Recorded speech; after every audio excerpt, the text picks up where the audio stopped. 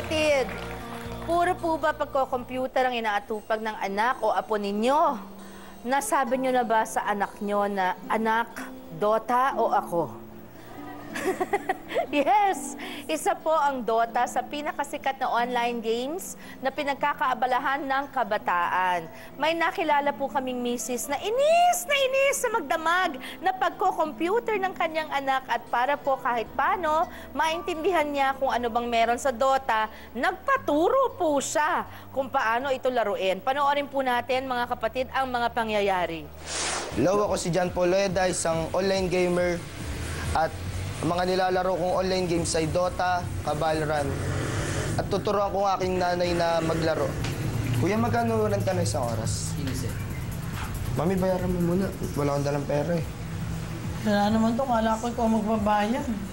Magkano 15? Di ba 10 na lang? Mami, ano ko ba 15 talaga? Sige na nga. Oh, kala ko 10 lang. Tara, buka na. Yan na. Punta ka sa local area. Local area. Yan. Okay. Tapos, create game. Create game. Lahat yan, kalaban ba yung mga yan? Oh. Pagbibili kang skill yan. Kasi mahirap talaga sa una. Ito yung kalaban mo ko. Oo, sandit lang.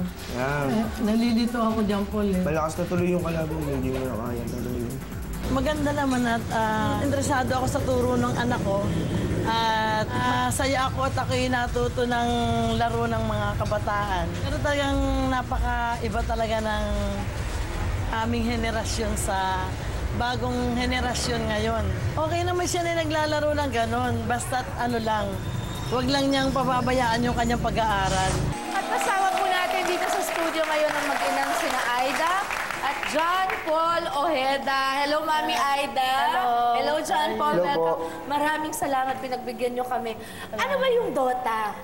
Ano yung tinatamaan? Ano sila? Parang Mga Scourge po, ganun. Yung parang, aliens, ganyan? parang pong ganun. Parang gano'n. Tapos yung parang meron kang pampatay sa kanila. Opo.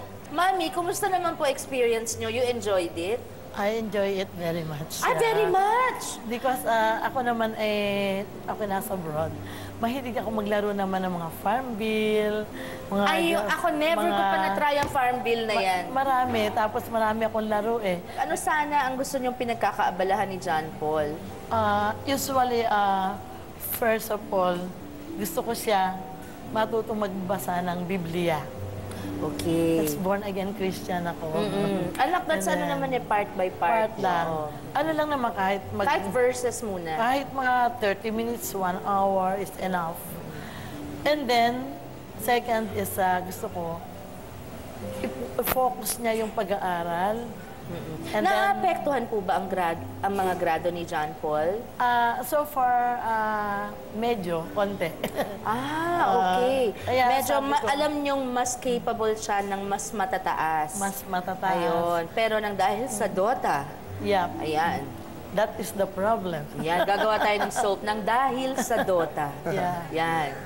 So, pero pag medyo nabawas-bawasan mo ng konting time mo sa Dota, John Paul, sa tingin mo, madidiscipline mo naman sarili mo, kaya mo ba? Opo. So, yung next grading period, pwedeng, or next school year, first grading period, pwedeng tumaas? Ayun nga po yung balak ko pong gawin ngayon. Na magtigil-tigil Pangako niya yun sa Konti-konti akin. na lang po. Oo, kasi okay lang naman to have that hobby, pero iba kasi yung want sa need, di ba? Yeah. At this point in your life, you need to go to school and get as, many good grades as possible. Kasi kung anong gagawin mo ngayon, yan yung mag-a-affect ng future mo. Yeah, Anong totoo yan. pangarap mo, John Paul? Ano po, makatapos po ng pag-aaral, tapos makapag-aaral po sa Universidad sa Amerika po. Ng Galing! Oh, see? US Navy po. All the more do you need good grades. Kasi merong SATs di ba? Pagka ano. Okay, kumikita ka daw sa online gaming. Saran po. Halimbawa po, magpapa-level ka po nung pataas, tapos malalakas din po yung mga gamit na kailangan po.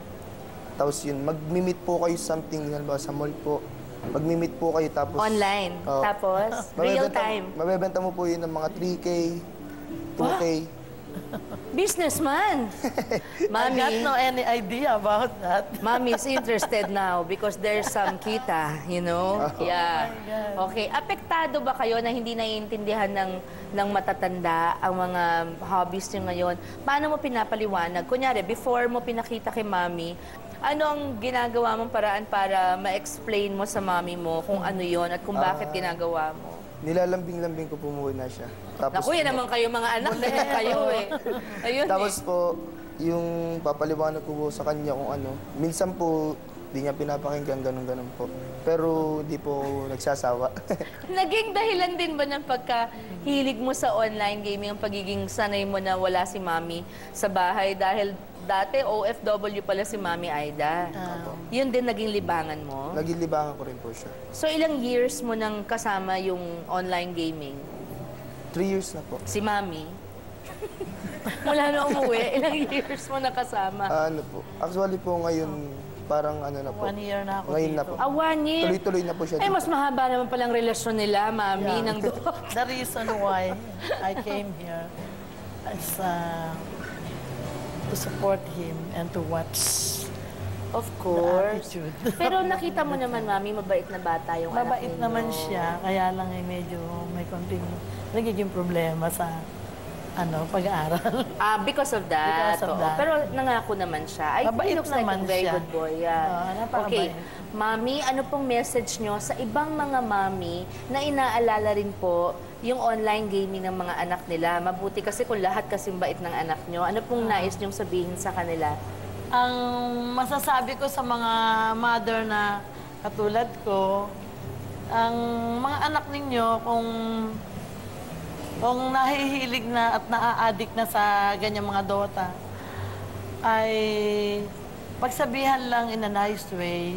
Unawain na lang natin yung anak natin at kausapin na lang natin ng maayos at tamang disiplina. Thank you po, Mami Aida, for Amen. making us happy. Thank you, John Paul. Thank you very much. Pati ako tuloy na naintindihan ko ang Dota. Wala akong alam dyan talaga. Nang dahil sa show ko, ang dami ko natututunan. Salamat sa inyo. Opo. Iho, promise ha, next school year ha, make Mami happy. Opo. Interviewin ko si Mami. Tatanungin ko ano na grades mo at ano ng score niya. Okay. Mga kapatid, alam niyo po ba kung ano ang flip top? Naririnig niyo ba yung mga bata sa kalsada na parang nag-aaway po sila, pero pala nagra-rap? Yan po ang susunod na trip ng kabataan. Naku naman, excited ako dito. Nakikilatisin natin mga kapatid. Magbabalik po ang kasama mo, kapatid. Thank you. Thank you. Kung pagalingan ng usapan, ako na ang pinaka. Miss Sharon, kita-kits. Excited na akong makita ka. Gusto ko na kasi makausap ang mami ng girlfriend kong si Casey.